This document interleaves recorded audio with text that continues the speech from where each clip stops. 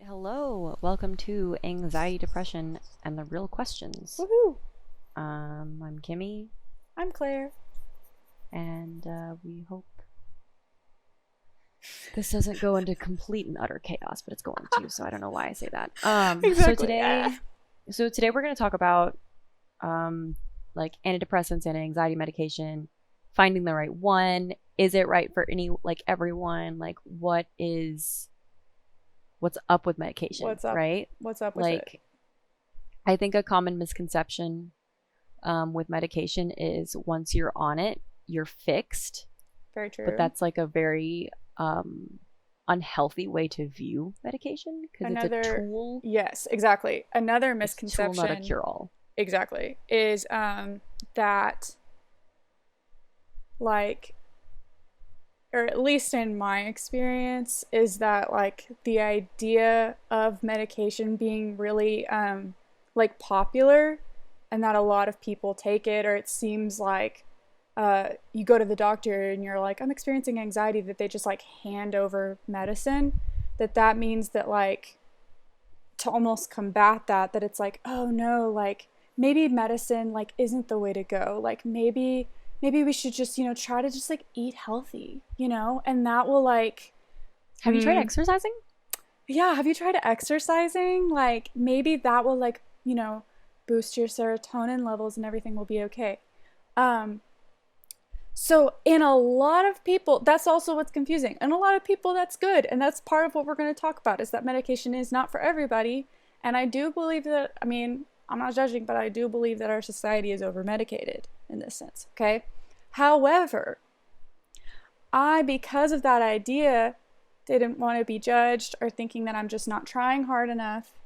When I was textbook case, I needed to be taking medicine because my brain was not well, and it actually really, really would have hurt my like development of like my brain chemistry if it would have been continuing the way that it was. And so it was necessary that I took medication. Not because it's like, oh, let's just throw this on there to fix it, like let's not really deal with the problem. No, it was necessary. And so I like had to learn a lot about what medication was, because there just wasn't good information, and what I did know wasn't really correct. And so that's like, there's really like a lot of sides to it. Well, and like I I waited too long to get medicated. Like I think I did I too. waited too long. I waited too long to get help because I had the idea that if I go to a doctor, if I go to a therapist, they're going to shove pills down my throat. And like media is like Exactly. big on like it just makes you not you and it changes who you are as a Exactly. person. And Yes. while that can be true for some medications and the wrong doses of some Very medications, true. what the medication is supposed to do is level out your serotonin levels Mm-hmm. so you can think instead of your anxiety or your depression. Yes. So you actually Because feel more like yourself. exactly, if you can get that level right, then it is, but it's a tool and you have to take that tool and you have to use it, because I think the thing is like it doesn't automatically make you better. Like, No. if we're being fair, It's a like process. that's one thing that my therapist and I talk about. She's like, to be fair, like working out and staying active does help, Yes. but it There's a does reason. not cure everything. And And neither sometimes does medication. when you're low enough, like you cannot get that motivation to go work out. Mm-hmm. Like before I got help and everything like that, like I used to work out all the time. Like 4 years Yeah. ago, before my big breakdown, Yeah. I worked out every single day. When my breakdown started, like I was still trying to kind of work out, and I remember very distinctly at 6 a.m. at the rec, I went with my roommate to go work out, and I had a full-blown anxiety attack on the elliptical because Mm-hmm. I was not okay. Like I was Mm-hmm. not okay under any like an anxiety attacks, at least for me, like hyperventilating. You should not be on an elliptical while you're doing that No. It's not because healthy. you will pass out. You And so will I pass like out. remember getting off the elliptical and being like, I'm not okay. Yeah. I'm definitely not okay. And Yeah. I went and like stood in the corner because I was on the second level of the wreck, like over in the corner by the like the weight Yeah. whatever, and I was just standing there kind of at the corner like being like, okay, down. Like, Would you calm down? you're But that was like before I had any coping mechanisms that were like healthy and all of that. So I didn't know what to do. Yeah. And so it's like having that therapy and having all of those like definitely has helped, but the medication is like literally only a small piece. Yeah. It's only a small drop in the water, and like some people can't take medications. Yeah. And like some people like, I really respected one of my students my last semester because she was talking about how she's like, there's not any medications for anxiety that are specifically for anxiety that aren't controlled substances. Oh. Because she was like, when they give you that antidepressant or the anti-anxiety medication, most of them are simply antidepressants that work for anxiety, that can work for anxiety as well. Mm-hmm.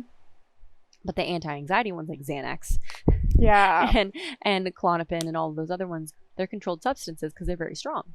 very true. Right?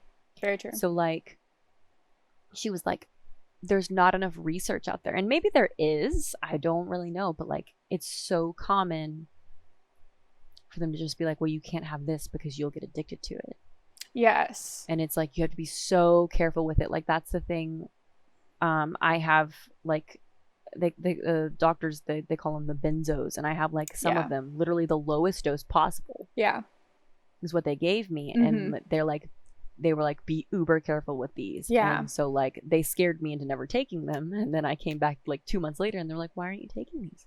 I'm like, you're like, because scared. I don't want to. Listen, addiction is a very big fear of mine. Yeah. Yeah. And you scared me. Exactly.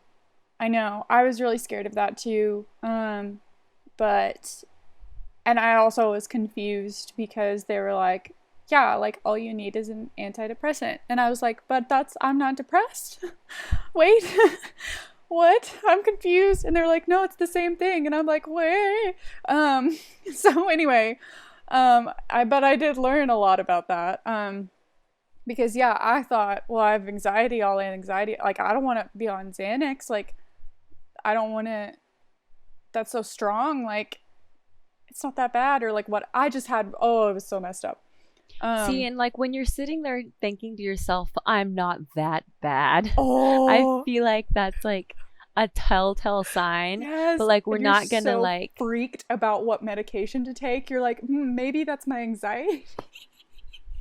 Well, and like then finding the right medication, because we've both been through horrible similar experiences with medication, and I think the hardest part of that, at least for my doctor at the time, who was a PA, he was like, well, this is like this is what we normally do for people on this medication. Yes. And it's like, if I have learned anything from the past 3.5 years of being on antidepressants, I am not normal. Yeah. And there if I've learned anything, there is no normal. There is no standard that you can hold people to. Like maybe there's a majority that they found in research, but I don't know if this is true, but for some diseases and medications, they mainly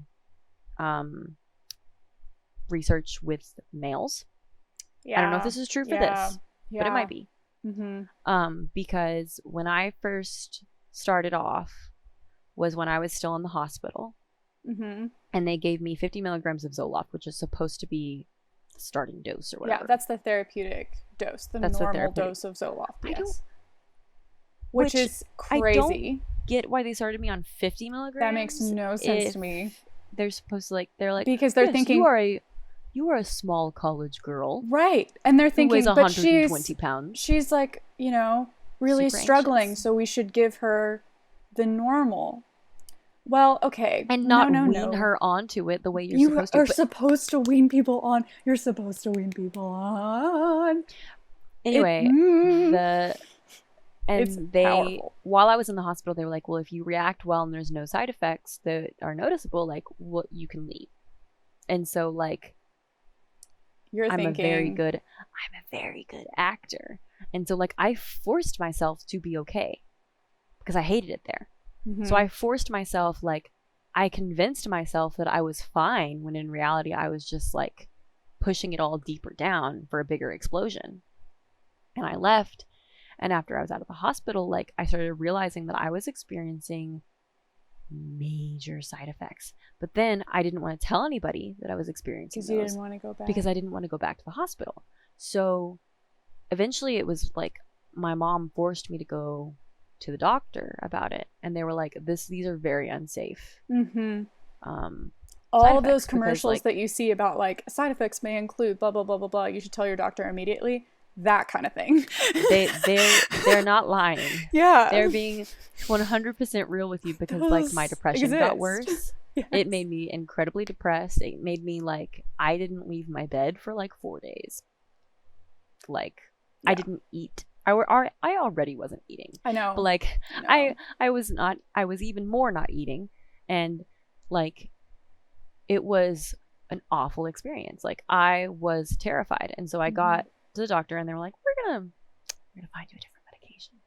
And then they put me on Paxil, paroxetine, which I was on for 2 years, but they weaned me onto it.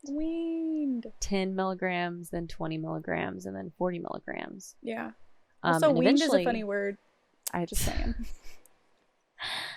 But what's funny about that is Paxil, the typical therapeutic dose for Paxil is 40 milligrams. And about 6 or 7 months in, I was up to 50 milligrams.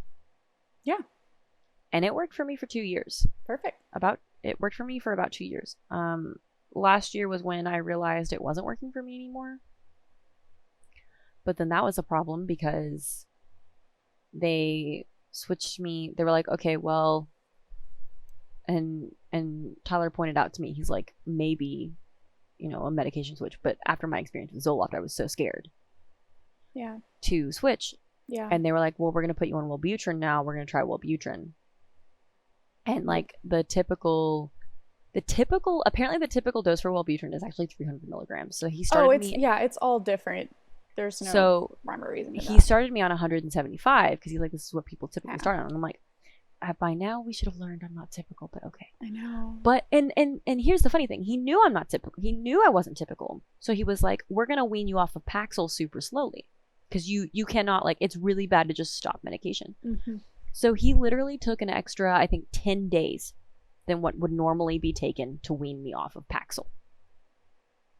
Because he was like, go 40 for 3 days, go 20 for 5 days, go 10 for another 5 days, and then like do this, and this. And he's like, and if you're experiencing like strong side effects of that, then do this.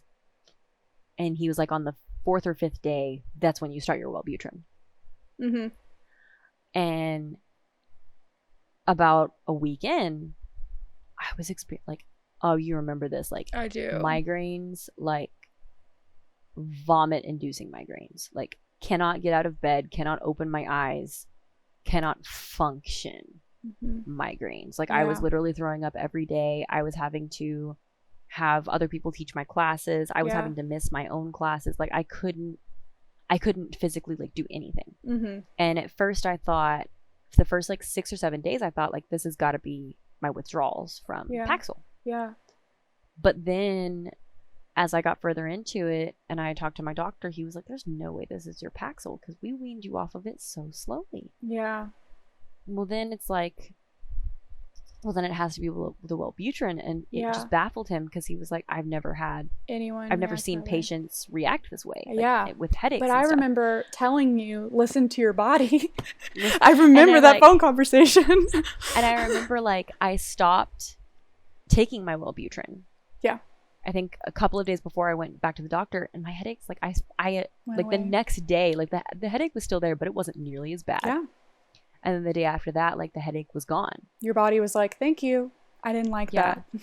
But on top of this, always research, because my doctor was like, I want you to go to like an urgent care just to make sure that this isn't like an underlying, like you're not actually like just sick. Right. Yes. So I went to an urgent care, and that was the worst experience I've ever had in an urgent care. And I have been asked many dumb questions, including, do you know you're adopted, and do you speak English? Holy. I've been asked those questions, and this was a far worse experience than that, because that doctor was like, you don't have a primary care, I'm your primary care now. Oh, I remember that. And then she was like, well, why did they put you on She was 150 so Wellbutrin? That's not rude. even the starting dose of Wellbutrin. She was like, start taking your Paxil again and do this, this, this, and this. Oh. And here is a migraine she was like, have you ever been diagnosed with migraines? Well, you definitely like need to be diagnosed with migraines. And she was like, when was your last pap smear? And when was your last this? And I was like, I have a gyno, please leave me alone. Like, please stop talking. Like, if you say you're going to give me You're a pap not smear, I'm walking listening out to of me. here right now. Yeah. And she was like, well, obviously, like, your doctor's just dumb. Like, he shouldn't have put you on this much of Wellbutrin. Oh my God. So stop taking your Wellbutrin, start taking your Paxil again. Here's this migraine medication. And she was like, I looked into it, like, it doesn't have any interactions with either of the medications. And then I looked into it myself. Or no, I didn't look into it myself. When I went back to my doctor, he was like, I'm going to look up the interactions between these. Like, literally just Google it. And he pulled it up, and he pulled up like his like chart, Yeah, of, like all the medications and stuff, and he's Yeah. like, huh, side effects: heart attack, death, depression, oh good Lord. all these other things. Like, my. literally, like the side effects, like the possible side effect interaction was death, and like that was like the number one that like popped up for him, and it was like, oh my God. I don't remember the other one that it was like. He was sitting there going, she should not have given you this medication. Like, because, like, usually death is, like, that's, like, the extreme one. It's not, like, that like big. in certain But there was complications. one that popped up that he was like, she should not have given this to you. Yeah. Because he was Oh like, my this was not safe for you to be so taking. Crazy. And see, that's the thing, is that a lot of doctor experiences make us, like, not want to trust doctors.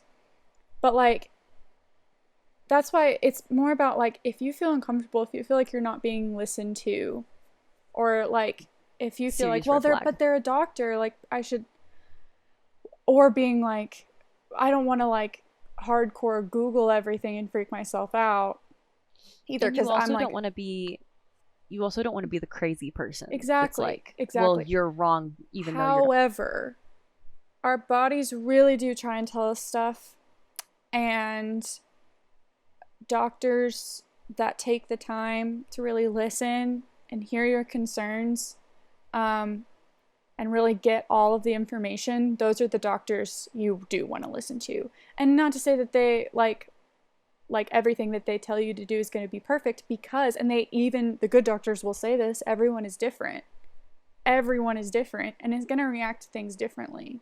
And so that's why you have to have a doctor that knows you, so that they can make the best guess, honestly, to what will work for you, based off of the information that they have. And so that doctor at the urgent care was moving too quickly and assuming, like, things about you and things about, like, your experience, and made these split-second decisions, and that's not a good doctor for you. Like no.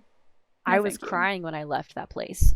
Yeah. And I called my doctor, and I was like, this is what she told me. And he was like, yeah, probably don't do those things. No. And then I went to him, like, 2 days later. They got me in early so I could talk to them. But it was just like, I had never been so physically and emotionally upset when leaving a doctor before. I know. And, like, violated. Yeah. And like, I felt horrible. And she was like, come back in 30 days and we're going to talk more. And I was like, no. And then they called me to, like, confirm the appointment. And I was like, I'm never coming back there.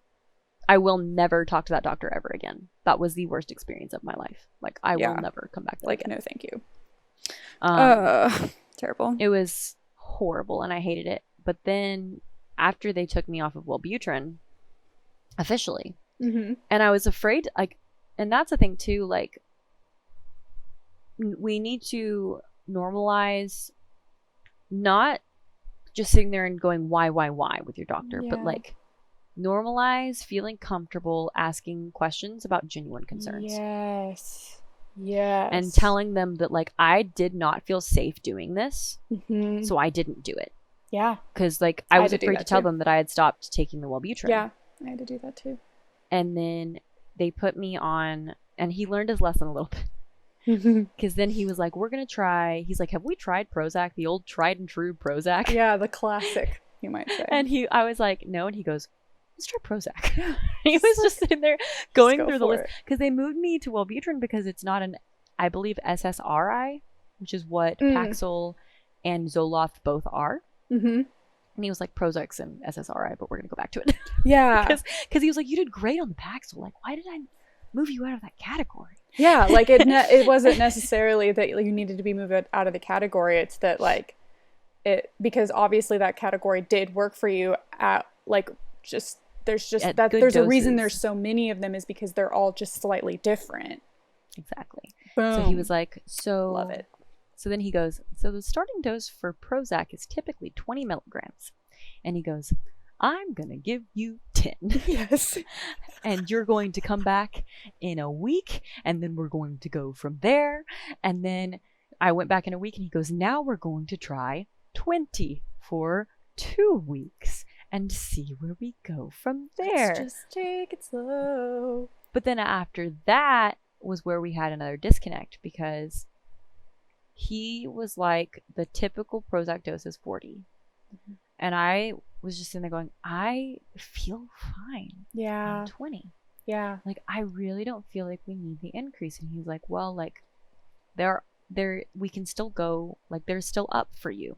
Like, he's like, I feel like we can help you more with this. Yeah. So let's do 40.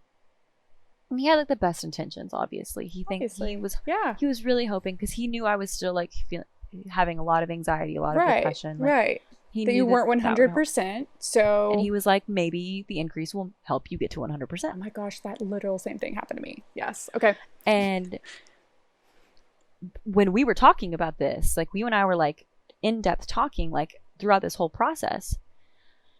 And I didn't feel comfortable with the 40, but I was like, like, I'll try it. Yep. I'll give it a try. Even though I don't like it, Tyler was upset, to say the least. Yeah. He was so not happy. He's like, if it's not broke, don't fix it. Yeah. And he was looking at this whole situation and feeling like you've been like dragged around like a rag doll by all this medicine. And just like, if you're feeling okay, can we just stay there for a second and not, shake it? Yeah. And it didn't have horrible effects on me. Yeah. To give it credit, Prozac did not give me like the horrible side effects that I'd experienced in the past. But I was more, I don't want to say docile, but I was more like what like the movies and media like just like, they're like, I just don't feel like me, and I'm just I'm not all there. And like, I kind of noticed it. I was a little bit more irritable, and like a few other little things. And about a week into it, I was sitting there one day and I looked at, I was like, have you noticed me acting differently? Like, do I seem different to you? And he goes, I wasn't gonna say it, but yeah. Like, and he was like, weird. And I was like, do you think it could be, and I didn't even finish my sentence. He goes, yes, it's the increase. He was like, it definitely is. Call your doctor tomorrow.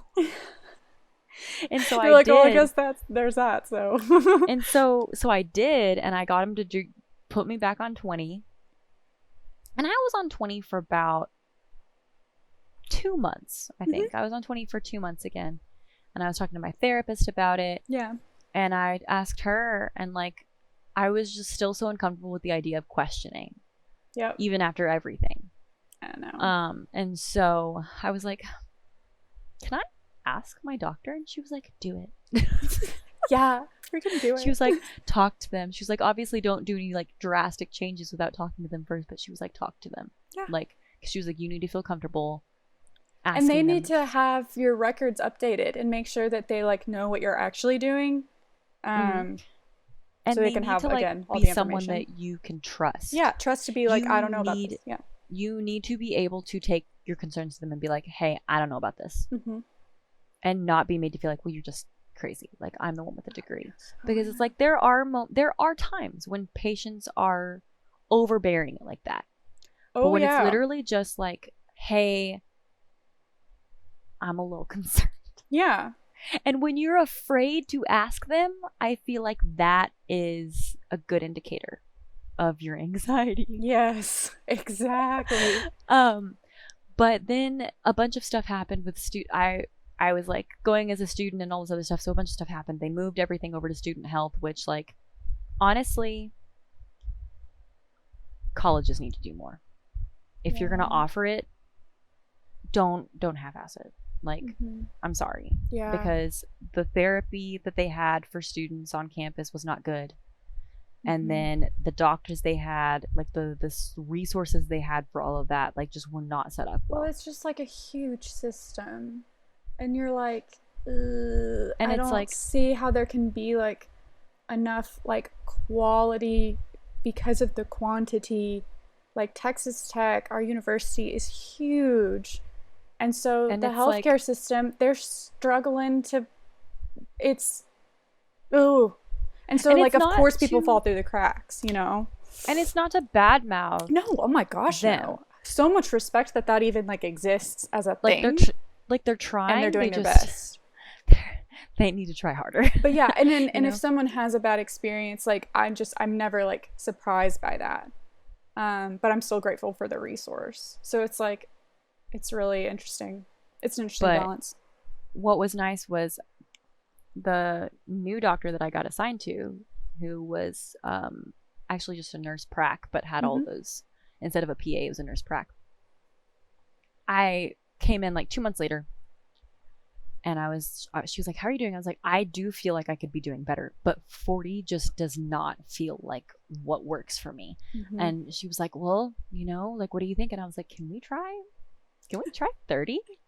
Is that a thing that I can ask? Am I allowed to, like, ask you what for changes in my medication? Like, does that make me seem like does that make me seem like a pill grabbing? Am I? Like, I don't know. Because I never want to say, like, hey, I like, let me tell you, like, the biggest source of anxiety for me when I go to the doctor is being like, if I tell them I might need more Klonopin, does that make me seem like a drug addict? Oh my gosh. When you're taking the medication that's been assigned to you, they're like, an addict. I see it. What? When I say I might need more, are they going to judge me? Does this mean that I am now addicted to it? No, ma'am. Which, the correct answer for anyone who wants to know, they gave me originally 3.5 years ago. They gave me enough for 30 days with two pills a day, 2 tablets a day, at 0.25 milligrams. So that's nothing. 3.5 years ago. 3.5 years ago, and I'm still sitting here going, hi, does this expire? Because, but I don't want to be addicted. Like, what? Like, but I also don't want to, like, the second time I went in after they prescribed it, he was like, how many you got left? And I was like, 59. This was like 3 weeks later, and he goes, what are you doing? And I was like, but I don't want to be addicted. I'm scared. I'm scared. And he goes, I gave you 60 of these and you've taken 1. And then he was like, he wasn't like yelling, but he was obviously just like baffled, because like, that apparently doesn't happen like, very often. Please. And I was like, please don't yell at me, but like, I'm scared.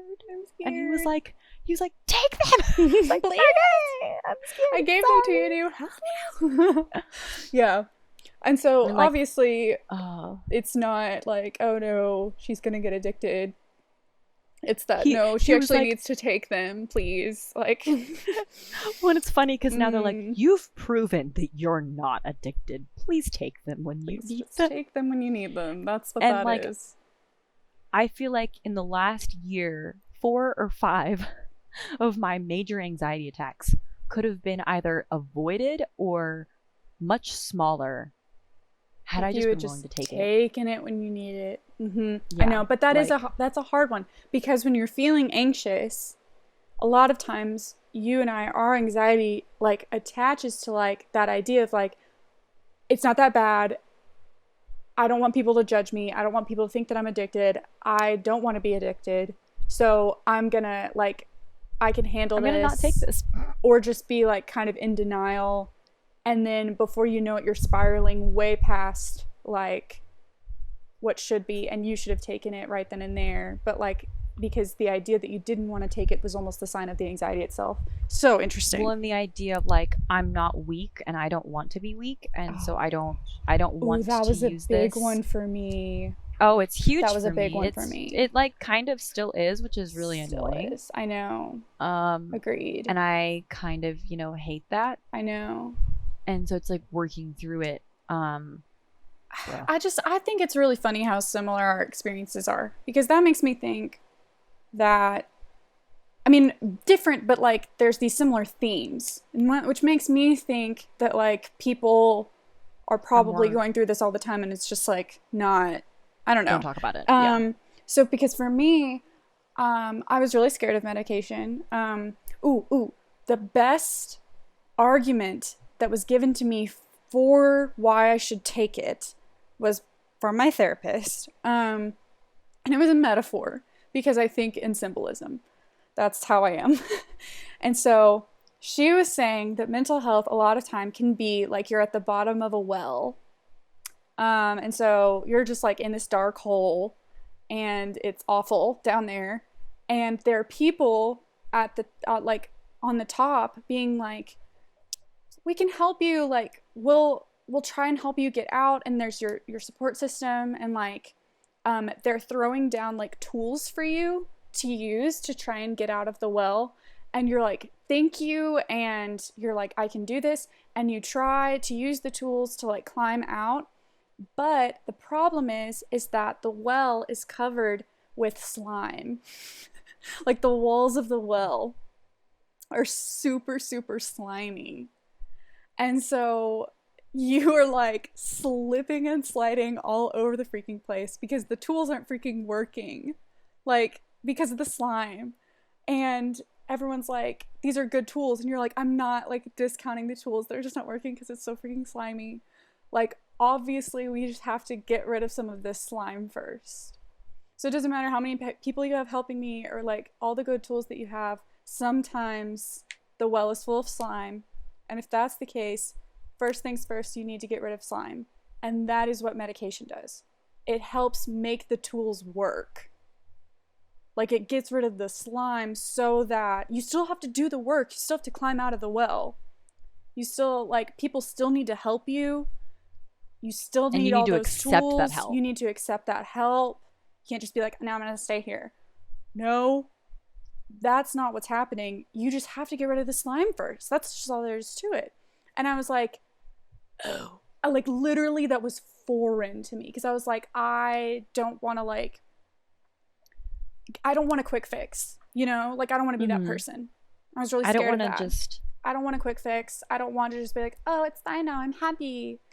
No, obviously I need to, like, deal with this stuff that I'm going through. But that's, like, not what she was saying. That I wouldn't actually be able to deal with this stuff until my brain was a little bit more in balance.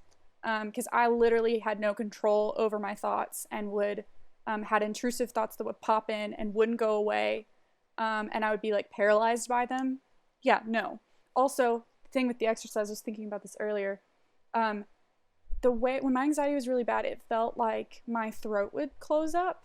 It wasn't true, I don't think. But I couldn't eat, or I felt like I couldn't eat. Mm-hmm. And when you're not eating, it's not like you can necessarily like, oh, all you need to do is eat healthy, or all you need to do is exercise. Because again, the passing out is a problem. So obviously, I needed medication. But then I was like, that whole conversation was after I was trying to see patterns in it to see if I could help without taking medication, because medication was really a last resort for me. And all of the people in my life agreed with that. They were like, no, like, yeah, we don't. And honestly, most of the time, therapists and doctors are going to say, like, if we can work through this without medication, like, heck yes. We're going to. And so that's also part of it, is not everyone, like, first day in therapy, they're like, you need medicine. No, it was like a year in, dude. But one thing I noticed is that, like that my anxiety would peak because of, like, my hormones, because of, like, my menstrual cycle. And And a so I lot was of like, maybe, like, if I balanced out, maybe it's like a hormone thing. Like, maybe if I took birth control, which I had taken before when I was younger because of this, like, whole big thing with that, um, because of, again, like a hormonal imbalance. I was like, so birth control is like more, like less scary. It's less scary to me. And I maybe if tried I that too. balance that out, then like that would be good. Um, that went very wrong. Very wrong. Did not realize that birth control could be that bad. I lost my marbles. It was worse than it had ever been. Uh, Not to mention all the physical symptoms that I had, which were crazy. And actually, I called the doctor once and I was like, so this is happening. I'm like bleeding like crazy. And she was like, Oh my please gosh. come in immediately.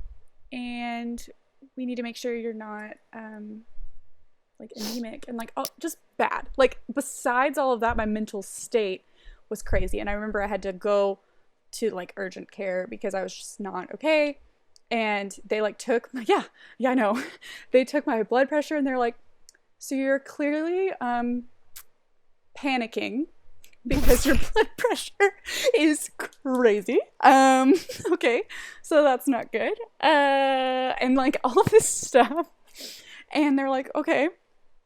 And so I brought up that I think it might have been the birth control, and they're like, I think you might be right. So why don't you just stop taking that? And so I was like, okay. And once my family figured out that that's what was happening, they're like, oh my gosh, please, yes, like, and it'll take. And like my dad like mentioned it to someone because he's the one who had to take me to the doctor, so he had to like tell his coworker, and he goes, oh, I hope you don't mind. I was like, no, I don't mind at all. She was like, and he said she's like been having like issues with like this birth control, and the woman that he told, who's like, I know her, she's cool. She was like, oh my gosh, that same thing happened to me. It will mess you up. My dad was like, really?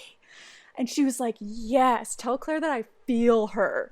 And I was like, oh my gosh, thanks, Carrie. And Vindication. yes. And so it will mess you up. And so I stopped it, and it took a while for me to like recover. But then I went to go see my like doctor. My therapist is like, dude, like it was worth a shot, but like I think you just need to be on medicine. And so I went to my doctor, and my mom went with me so she could like moral support. And so my doctor could like sit down and like explain to us like what antidepressants were and what they weren't. Get you a doctor like that, okay? She took the time to say all the things and reassure me and talk me through the process that she was thinking for me. So she was like, for the majority of women patients that I see that are around your age, Zoloft is what works for them. So that is why I'm going to give it to you. But it's very possible it doesn't work. Most people, actually, the first one that they take doesn't work. She was like, I don't know why. That doesn't make sense. Maybe you'll get lucky. But like for most people, the first one doesn't work. So that's not weird. But like we could just try it because that's the like majority rule here. Okay. And I was like, thank you for telling me that, because if it wouldn't have worked, oh my gosh, I would have freaking died. Like, and then if I didn't know that was normal. See, and anyway, I didn't know it was normal. See, no one told you that. And so she was like, yeah, I have no idea why. I was like, this is supposed to like, fix me. She was like, Zoloft and Prozac. Oh, geez. She's like, those are the classics, especially for young women. Prozac's the oldest. Zoloft is like pretty much next in line. And that's what we're going to try. And I was like, okay. And she was like, I'm going to start you. The therapeutic level is 25, but the best thing to do is wean people in. So I'm going to start you at, I know. She has said all the information that you didn't get. She's like, so we're starting you at 25, not at 50. And I was like, cool. I'll be real with y'all. It was pretty rough at the beginning. I did a lot of frantic Googling, which is like a symptom for me. Like I Google everything when I'm really anxious, and spend hours like on like medical sites and Reddit and trying to, it's bad. That's a sign that I'm not okay, because I'm trying to like soothe myself that way, and it just makes it worse. But I was just, it felt like my chemicals in my body were shifting.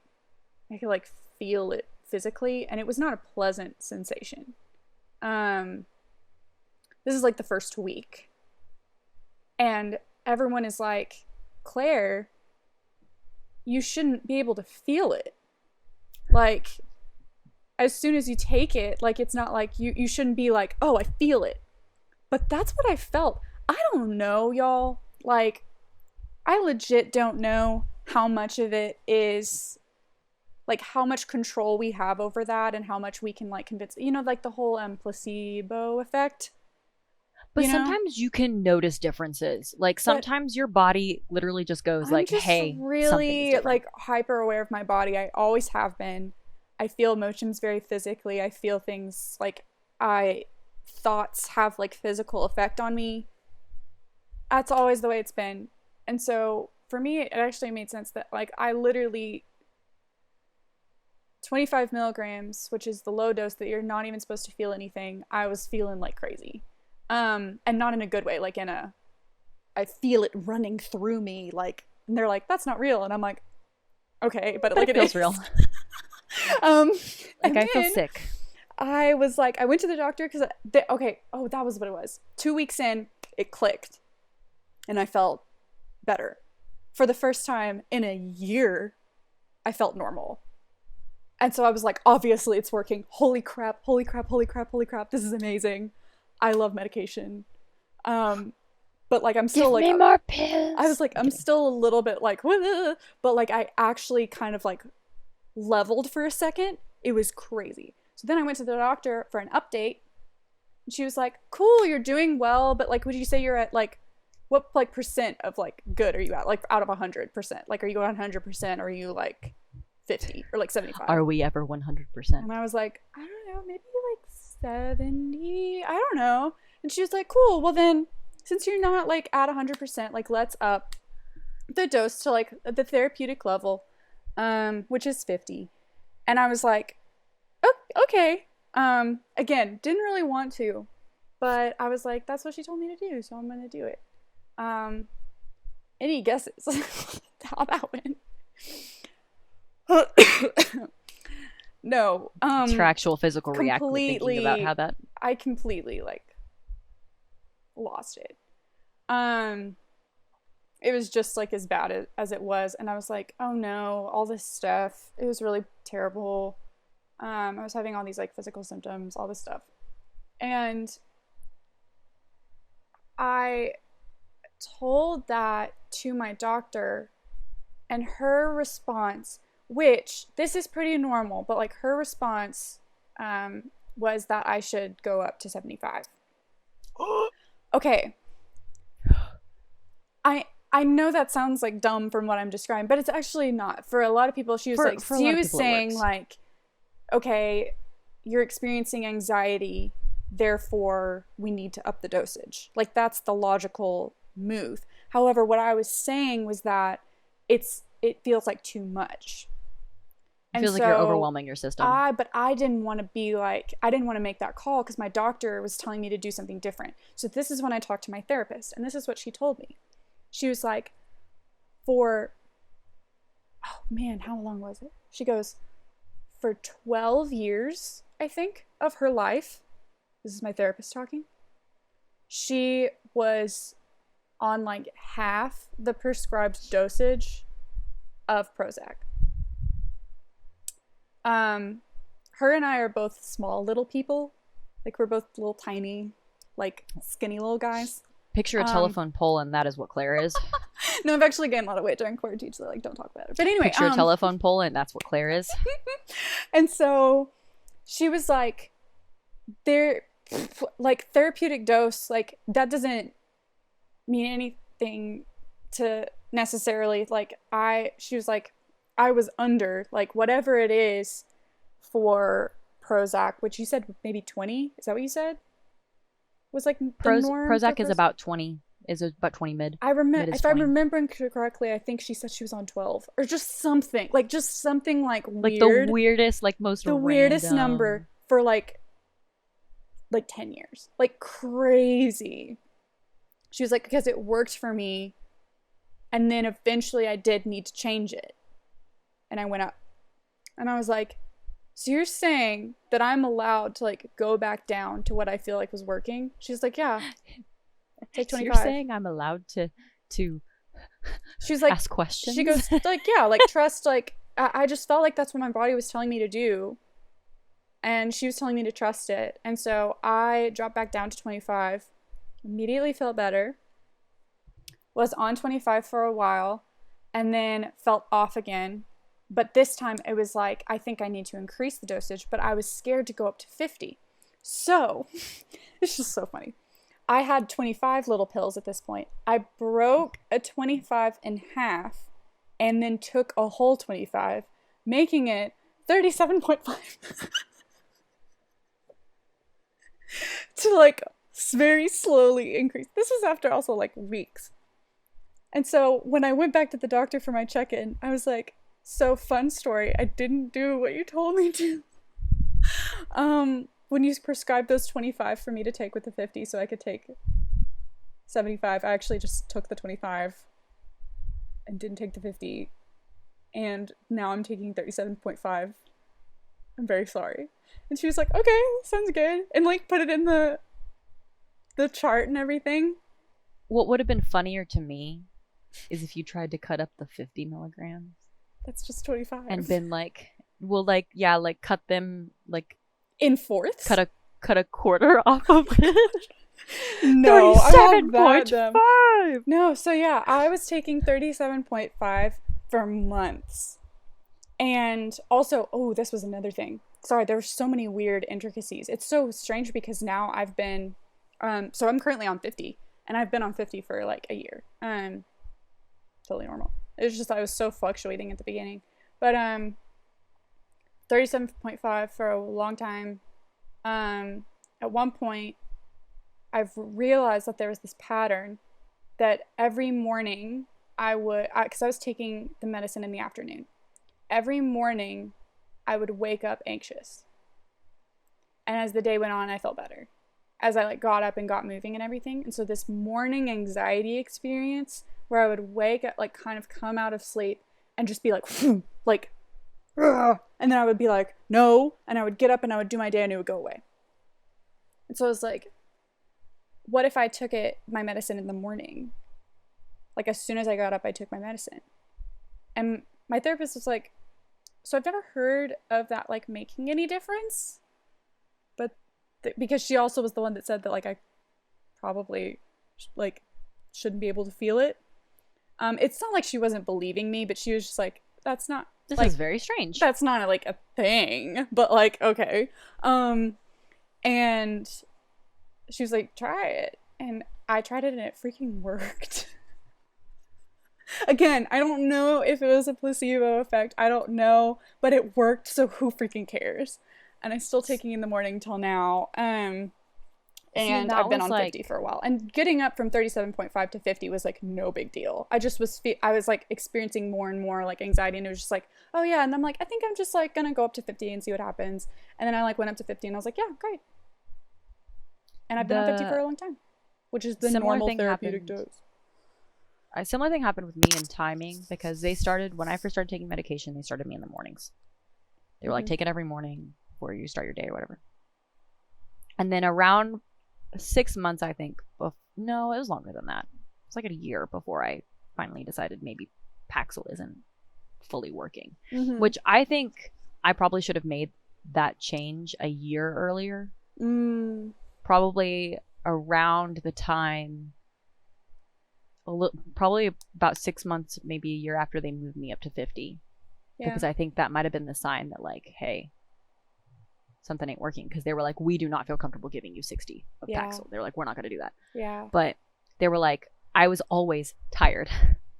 Always. I'd wake up, stay tired all day long. And he was like, well, like drowsiness is kind of a side effect of Paxil. So like, let's try taking it at night. I forgot to take it so like Oh That's my problem. no. Like when you tell me to take stuff at night, you can give No. me alarms, reminders, all that stuff, and I'll just be like, "Oh, I'm not home yet. I'll And take if it when I get home." you forget, it throws it completely off. Paxil, when you miss a day, Bad your news body bears. goes, "Hey, guess what? That stuff you take to make us feel a little bit better, give it to me or I will kill you." Yeah, the withdrawal symptoms are like crazy, even if it's just for a day. It's So awful. Like I would get yeah, horrible migraines if I missed a day, which was why I thought for the longest time when they put me on Wellbutrin that my headaches were my withdrawal from Paxil because you had had a similar experience. because That I'd had makes withdrawal sense. before. Okay, that makes a lot of Hmm. sense. But no, And that's not what it now, was.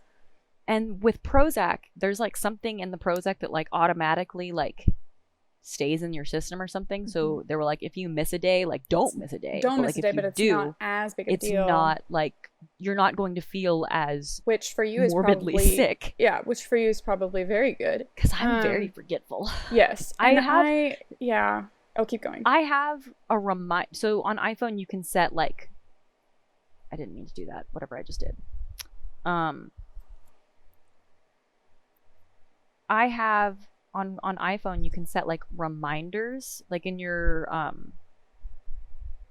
the actual reminders app, and you can do like to dos, and then you can set time Mm-hmm. for it to remind you. Yeah. And if you don't actually click done on it, it keeps popping up every time you open your phone, Yep. which is what I needed because Yep. what I was doing before that was just a regular alarm. Well, And the you would alarm, hit you turn it off, it goes away, you never bye. see it again for the Yeah. day. With reminders, it's like, hey, I'm here. Listen to me. Yeah. And guess what? Yeah. You haven't taken your meds yet. And so, like, if I forget to get rid of sometimes I just forget to get rid of the reminder. Mm-hmm. And so that's a struggle. It's like, have I forgotten to get rid of the Like, reminder or have I actually not taken them? Can't remember. Yeah. For It's like me, Neville Longbottom with his Rememberall. He's like, I Yeah. can't remember what I've forgotten. I kept my medicine like when I was taking it in the afternoon, like in my purse for a long time. Well, now that I'm started taking it in the morning, I did keep it in the kitchen because I had to go get water. Mm-hmm. Mm-hmm. No, so what I do now, I have a water bottle by my bed because I have gotten in the habit of like I get really thirsty at night. That's one thing. And so I have my medicine by my bed. And so I like decide to like get up for the day and I'm like, oh, here I go. I turn over, up, medicine. So See, it's that's like what I need to do. well, that's what I'm saying is that you've figured out what works for you. I had to figure out what works for me too, so that like you get in these habits because that yeah, like they really scare you about missing stuff. But I mean, and yeah, and I'll admit that like still to this day, I'm worried that like I rely like too much on the medication so that if anything goes wrong and I need to switch it, that it's going to be really terrible, all this stuff.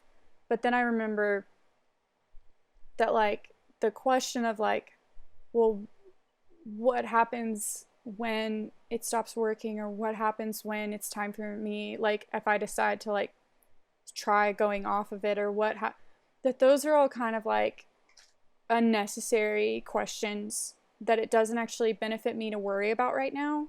Because Aren't you not allowed to say what if? yeah, my therapist told me that what if questions aren't allowed. I'm allowed to say them though. Yes, you are. Yeah, so like My therapist hasn't put them off limits for right. me. Well, like it's just for me that was really helpful, that concept, because I'm like, I what if things to death and it does not help me. Some people it helps their anxiety. I'll say this a million times. Some people it helps their anxiety to work through every scenario. It does not help me. Like, it is not a productive mental exercise in any way. It's pure anxiety, those what if questions. So my therapist made them not allowed. So that if I think a what if question, she's like, oh, but that's not allowed. And I'm like, you're right. And it just like takes the validity out of it. And so where I'm like, oh, I don't, okay. If easily you do that I know. too. Because like with me, She I'm just said- like, but why can't I? I know. She said that I'm really unique in the sense that I'm able to reframe my thoughts really easily. That like if I learn this new thing, I'm like, okay, there we go. she's like doesn't have anyone else kind of like that, so I'm really weird in that sense. But that's what she was able to figure out, that that's what works for me, is that she just tells me like, this is what we're gonna do now, and I just do it. But that only worked once I was on medicine, so that's also a thing. Because it did not work prior. But yeah, so basically, moral of the story with medicine, it's trial and error, which is a bit of a scary thing, right? Like, if I would have known all of this sort of crap that I was going to go through, I would have been more scared. But also, looking back, I like couldn't be more grateful for that process, because I was not prepared for it to work, like for it to make me feel normal again. Like when you're sick and you take medicine and you're like, I feel like I'm never gonna get better. Like I have like body aches and a headache and I keep sneezing and all this stuff. And then you start to take medicine and it ends up working and you feel back to normal again. Like, and you're like, wow, how did I ever think that I forgot what normal felt like. That's what it feels like when you take mental health like medication that you need. Not like if you don't need it, that's a whole other thing, but you have to like figure that out for yourself. But like that's what it feels like when you're taking medication that actually works, is that you feel like you. Like in my experience, that's what happened, is that I realized that anxious Claire is not the real Claire. Like she's a part of me, but like on medicine is real Claire, and I'm able to like think clearly and connect with my faith better, and like all of this stuff. Like it doesn't take away. But that process, like every person is different, though there are themes of like moving too fast or moving too slow because we don't know what we're doing, themes of like every person being different, themes of people telling you that that's not real when like, hey, it's your experience. All of that stuff is true. And then also the stigmas that are associated with it, whether being like, yeah, everyone should take medicine, or no, our society is over medicated, and you don't really know how to fall in between those. Because both of those aren't true.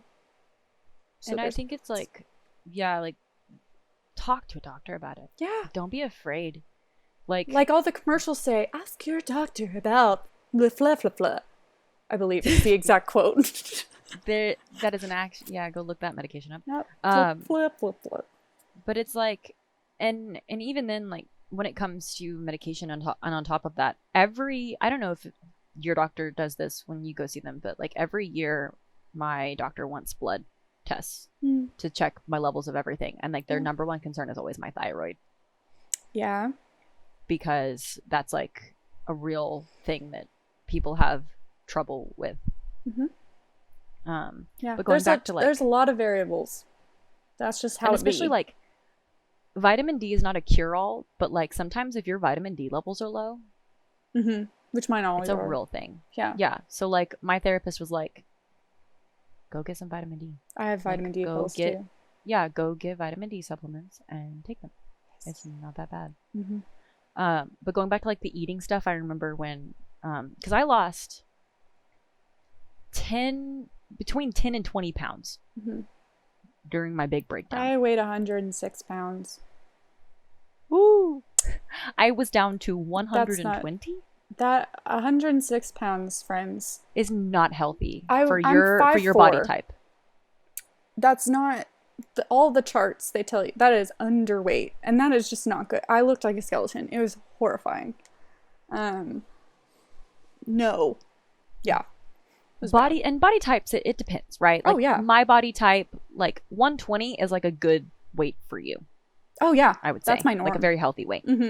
For me, that's 130. Yeah, exactly. And so, which means you were way underweight. And yeah, our friend Claudia, she's like 100 pounds. That's like what her weight body needs to type be a is. consideration when you also like that needs to be another thing that you just take into consideration when you're thinking about medication. But what's funny is like I wasn't eating. It's not funny. It's not funny. I don't recommend that. Do not Right. not eat. You go. It was a very miserable existence because I would Yeah. be hungry and I would try to eat something. Also, our brains and, need food to function. We're only getting more anxious when we don't eat. That's true. Yeah, like your body's sitting there going like, hey, And sleep. hey, can you eat? But like anyone who knows me knows I love food. Amen. Food is like the number one thing in my life, Yes, get it.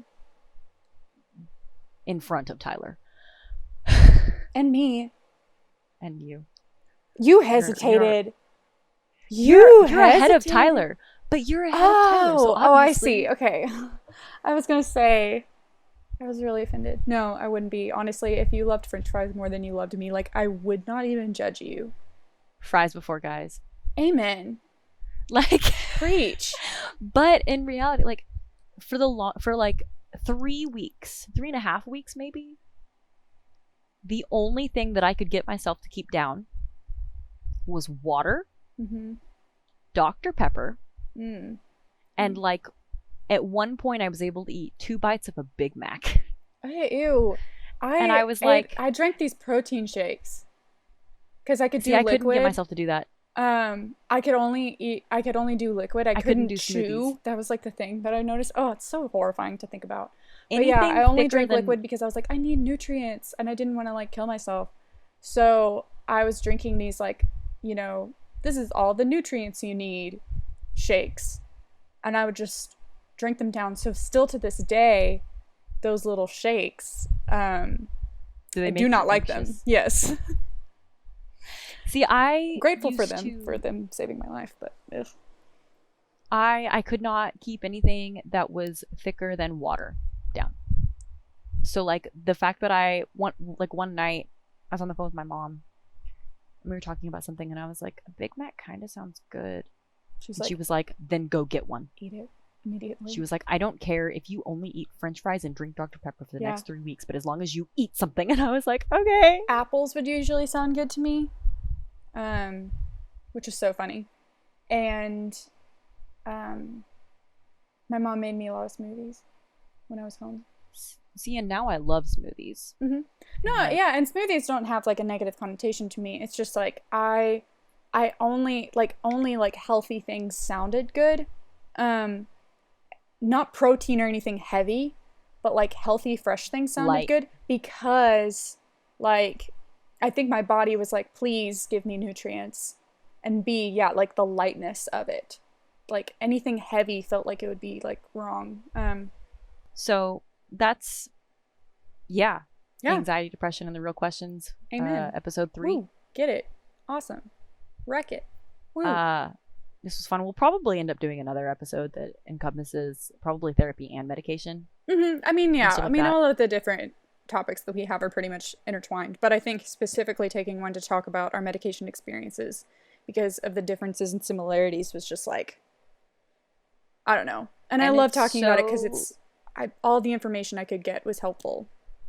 And it's so taboo. And like sometimes, and it's not even always doctors withholding information. Sometimes it's just like they don't realize they need to tell you stuff. Yeah. The little details are what's helpful, or at least for me. Yeah. But yeah, thanks Woo. for listening. Bye.